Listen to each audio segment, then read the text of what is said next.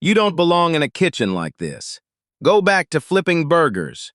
He said it loud enough for the whole line to hear. 16 candidates stood in the corridor outside the Culinary Institute's grand competition hall, and every single one of them turned to look at the man in the gray linen shirt who had just said that. Then, they looked at the man he had said it to. Darius Obi was 31 years old. He was wearing a clean white t-shirt tucked into dark jeans, carrying a knife roll that had seen better days. The canvas faded, one snap broken, held together on the end with a rubber band. His shoes were not chef's clogs. They were work boots, the kind a man wears when he needs to be on his feet for 12 hours on concrete. His hands, though, were the hands of someone who had been cooking since before he was old enough to understand what cooking meant.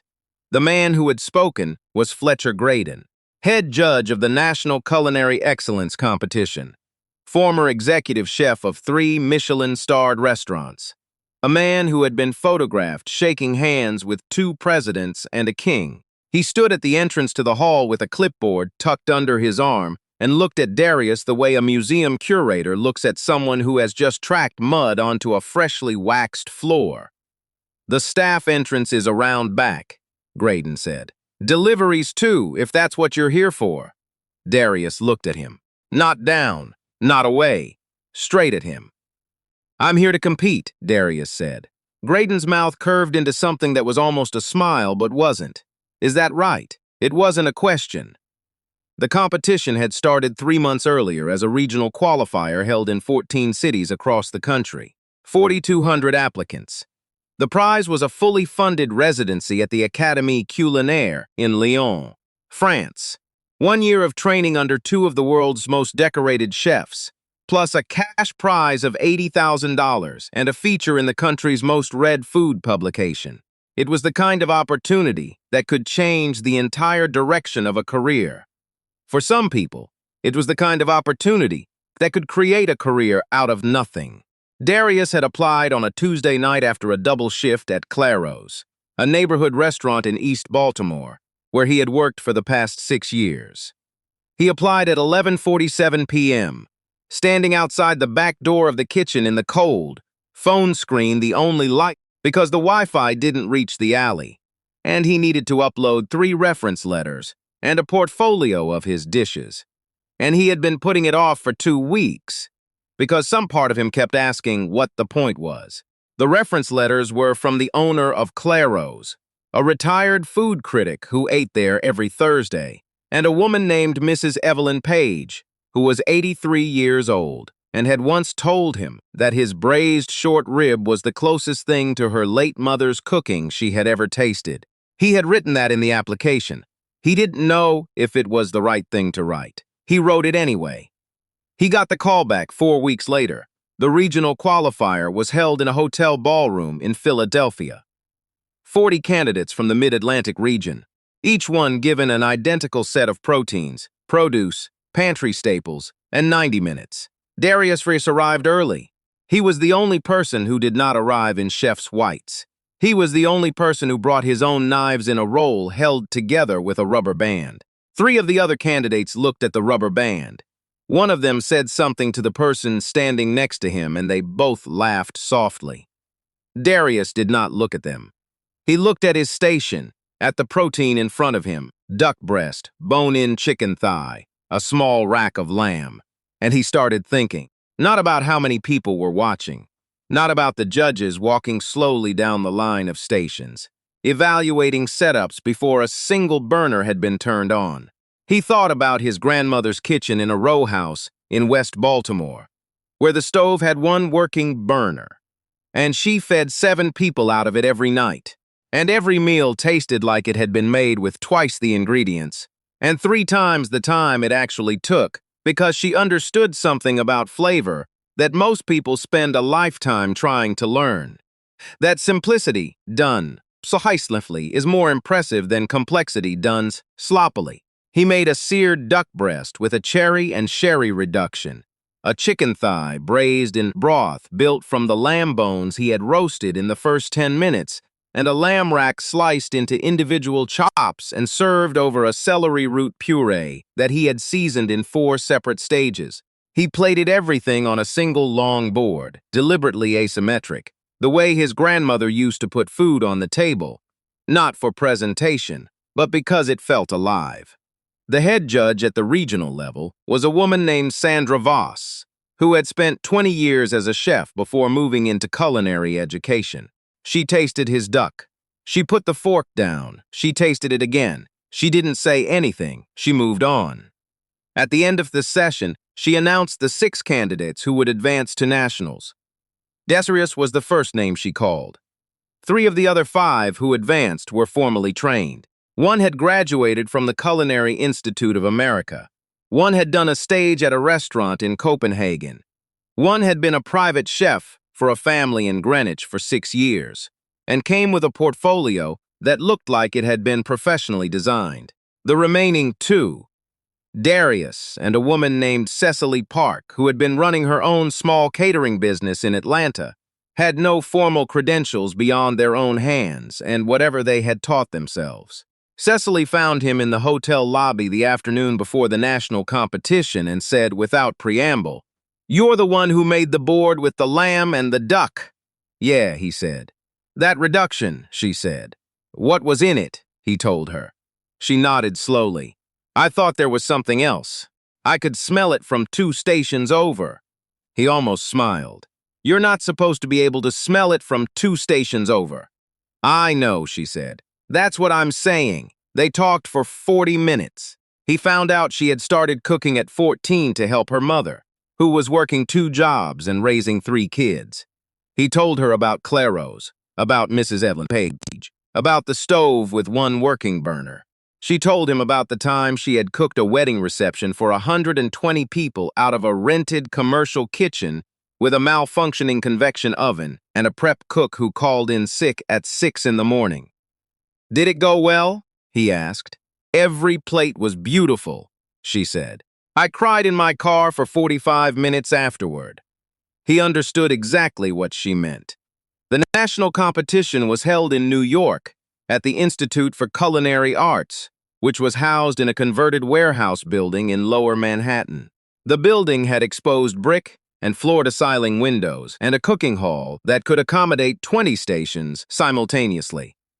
It was the kind of room that had been designed to communicate something about excellence, about standards, about who belonged in this industry and who did not.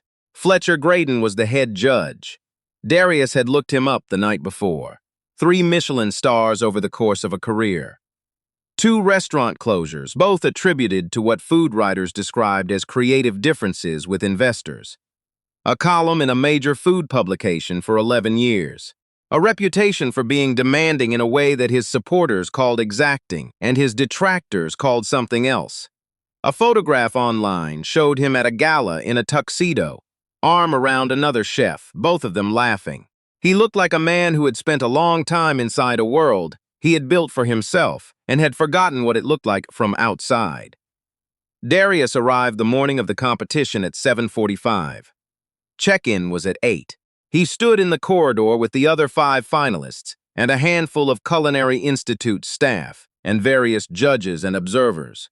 He was wearing his white t-shirt and his work boots. His knife roll was under his arm. The rubber band was still there.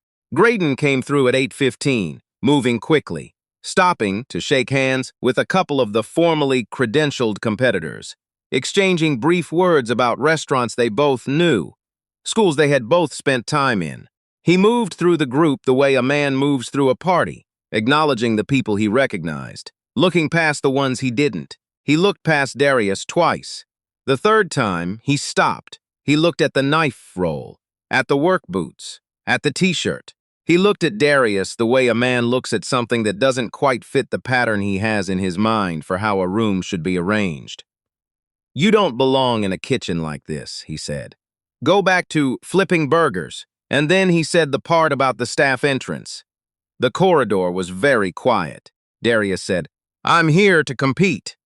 Graydon looked at him for 1 more second, then he smiled, the thin kind, the dismissive kind, and moved on. What happened in the 3 seconds after Graydon walked away was something small. Small enough that most people probably missed it. Cecily Park, standing 6 feet down the corridor, looked at Darius, not with pity, with a look that said, "I see you. I know what just happened. Keep going." He gave a single small nod. She turned back to face forward. That was all.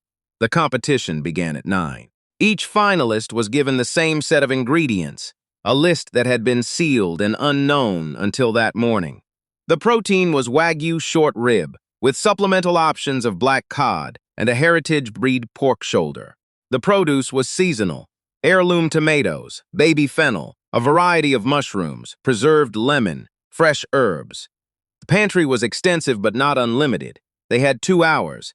Darius stood at his station and read the ingredient list twice. Then he closed his eyes for approximately 4 seconds. He was thinking about a meal he had made once, in the middle of winter, when a water pipe burst in Claro's, and they had to shut the restaurant for a week for emergency repairs. He had gone home that night with a bag of leftovers, a piece of beef, some wilted fennel, half a jar of preserved lemon, and made dinner for himself and his downstairs neighbor, Mr. Alphonse, who was 74, and had not eaten a real meal in 2 days because he had forgotten to go to the grocery store. It was a Tuesday night. It was snowing outside. The meal had taken him 40 minutes, and it had made Mr. Alphonse cry, not dramatically, but quietly, the way old men cry when something reminds them something they thought they had lost. Darius opened his eyes. He knew what he was going to make. He started with the short rib, seasoning it in 3 stages over the first 15 minutes while he built his braising liquid, a reduction of dry sherry and beef stock with whole black peppercorns, a strip of orange peel, 2 garlic cloves he had pressed flat with the side of his blade, and 3 anchovy fillets that dissolved entirely into the liquid and left nothing behind them except depth. The short rib went into the braise at the 20-minute mark. He set a timer. He moved to the cod. The black cod he treated simply. A light cure of salt, sugar, and preserved lemon zest, applied for 12 minutes, then rinsed and patted dry. He would sear it at the last possible moment. Cod that has been seared too early becomes soft, loses the contrast between crust and flesh. He kept it cold. The fennel he sliced thin on a mandolin, borrowed from the station's standard equipment because he had not brought one, and caramelized slowly in a dry pan until it was the color of dark honey, almost jammy, with a sweetness that took 20 minutes to develop and could not be rushed. The mushroom, a mix of maitake and shiitake, he roasted dry in a cast iron at high heat, no oil, until they were almost burnt at the edges, then dressed them simply with lemon juice and olive oil and a scattering of fresh thyme. At the 45-minute mark, one of the other competitors knocked a container off his station. The sound of it clattering across the floor was sharp and sudden.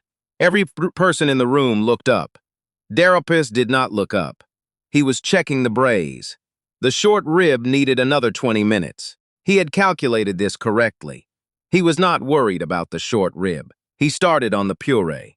He had chosen to work with the heirloom tomatoes, slow roasted, not fresh, because raw tomato has a brightness that fights with the deep bass notes of a long braise rather than complementing them, and he wanted the plate to be a conversation, not an argument.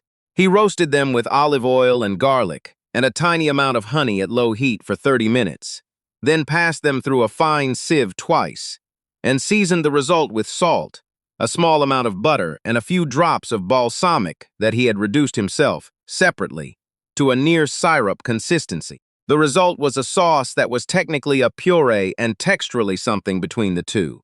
Silky, intensely flavored, the color of a late autumn sunset. At the 90-minute mark, he pulled the short rib from the braise. He let it rest for 8 minutes.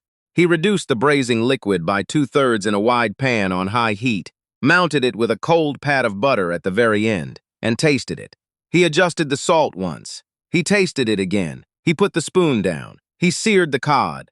The sear took 90 seconds per side in a pan that was hot enough that the oil shimmered immediately on contact. He pressed it gently with his palm through a cloth during the first sear to ensure even contact. He did not touch it during the second. When he lifted it, the crust was an even, deep gold. He plated with his hands, not tweezers, because his grandmother had never owned tweezers, and her plates had never needed them. The tomato puree went down first, swept across the plate in a wide, deliberate arc. The short rib was sliced against the grain into 3 equal pieces, placed at the center, sauce drizzled over the top. The cod was set alongside, not on top, not touching, but adjacent, the way 2 different songs can exist on the same album without one overpowering the other. The mushrooms went around the edge of the plate. The caramelized fennel was placed in a small, loose cluster at the top. A few torn leaves of fresh parsley, pressed gently so they lay flat. A thread of the reduced balsamic across the plate's upper quadrant. He stepped back and looked at it. It looked like something someone had made for a person they cared about. That was what he had been going for.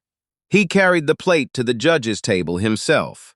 Fletcher Graydon was seated at the center of the judge's table, flanked by 2 other judges whose names Darius had been told but had not retained because he had been focused on other things. Graydon had a tasting notebook open in front of him. He was writing something when Darius placed the plate on the table. He did not look up immediately. When he did look up, he did not look at Darius.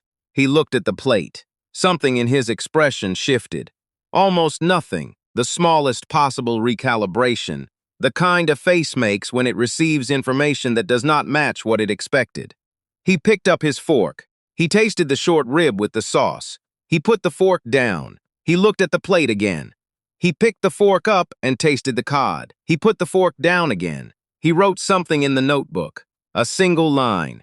Darius could not see what it said. He tasted the fennel. He tasted the mushrooms. He tasted the tomato puree on its own with a small spoon, the way a judge does when they want to understand a component outside the context of the full plate.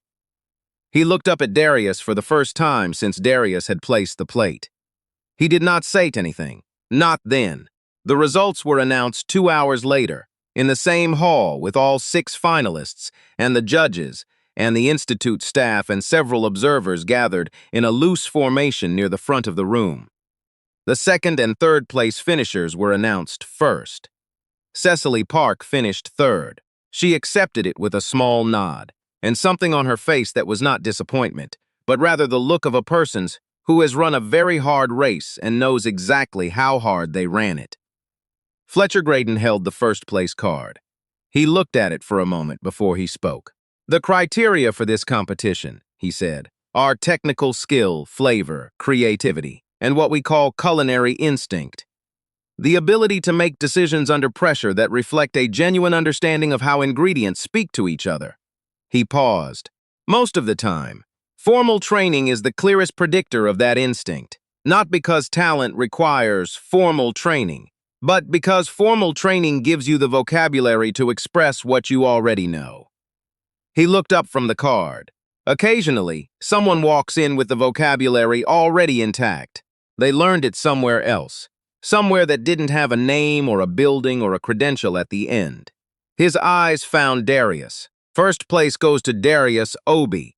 The room was not silent. There was applause, genuine, full, immediate applause from most of the people in it. But Darius heard it at a slight remove, the way you hear music from the floor above. Present, recognizable, reaching him across some distance he couldn't quite close. He walked to the front of the room. Graydon extended his hand. Darius shook it. Graydon held the handshake a beat longer than necessary, not warmly, but honestly. As if he had something to say that he was not going to say, and he wanted the extra second in the handshake to stand in for it. Darius let him have it. What happened in the weeks after the competition was not dramatic. There was no public confrontation, no statement, no viral moment, no filmed apology. Graydon did not issue a public correction of the thing he had said in the corridor. The moment in the hallway existed only for the people who had been standing there, and most of them had already moved on. But one thing did happen, and it was not small. The National Culinary Excellence Competition, following its annual board review, announced 2 changes to its entry requirements for the following year. The application fee, which had been $120, an amount that Darius had calculated carefully before submitting, moving money between accounts to cover it, was eliminated, and the competition added a new category of reference letter, community endorsement, defined as a letter from a non-industry individual who could speak to a candidate's character and their relationship to food. The board statement described this as a response to feedback from this year's cohort and a commitment to expanding access. Nobody named a specific piece of feedback. Darius heard about it from Cecily, who sent him a text message that said, "Did you see the new rules?" Your Mrs. Evelyn Page would have been a perfect community reference. He read the message twice. Then he put his phone down on the prep counter at Claro's, where he was mid-shift, and stood there for a moment. Then he went back to work. He left for Lyon in the fall. The residency started on a Monday. He flew out of Baltimore on a Sunday afternoon, carrying 2 bags and his knife roll. New canvas now, new snaps, though he had kept the rubber band in a small pocket inside because some habits are not about necessity, they are about memory. Mrs. Evelyn Page had come to the airport. She was 83 and did not travel well, but she had insisted, and her daughter had driven her, and she stood in the departures area in a good coat, with her hands folded in front of her, and told him, "You cook like someone who knows what food is actually for. Don't let anyone teach you out of that." He told her he would call. He did call. Every Sunday. She always picked up on the second ring. In Lyon, he learned things he had not known he didn't know. Techniques that gave names to instincts he had carried for years without vocabulary for them. Methods that his hands had approximated in the kitchen. At Claro's, on a stove with 2 unreliable burners, that trained chefs had spent months learning in classrooms, that he had arrived at through repetition and necessity, and the particular kind of attention that develops when you are cooking for people who need to eat, not people who want to be impressed. His instructors, both of them decorated, both of them precise in a way that was slightly terrifying, told him at the end of the first month that he was the most technically unorthodox student they had taught in a decade. They said it as a problem to be solved. By the 3rd month, they had stopped saying it as a problem. He made friends in Lyon. He cooked with people from 14 different countries. He learned that flavor, spelled with a U, meant the same thing it had always meant to him, regardless of the language it was written in. He came back to Baltimore in the spring. He did not go back to Claro's. He had thought about it on the plane home, going back, taking the same station, the same double shifts, the familiar weight of the familiar routine, and the thought had not felt like comfort. It had felt like a story that had already told itself to the end.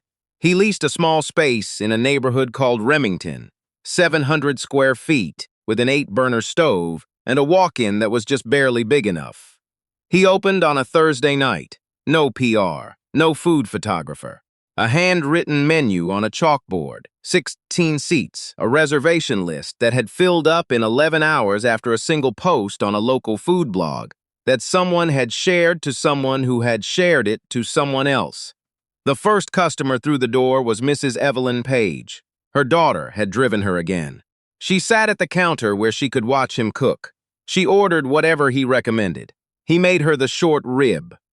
Not the competition version. That plate had been made for judges, for criteria, for the specific language of a formal evaluation. This version was simpler. Just the meat, the braise, a few roasted mushrooms, a piece of good bread for the sauce. The kind of meal a person makes when they are cooking for someone and not trying to prove anything. She ate it slowly. When she was done, she sat quietly for a moment with her hands in her lap. "That's the one," she said. He asked her which one she meant. "The one your hands have always known how to make," she said. "You just had to go all the way around the world to find out it was real." Fletcher Graydon published a piece in his column 8 months later.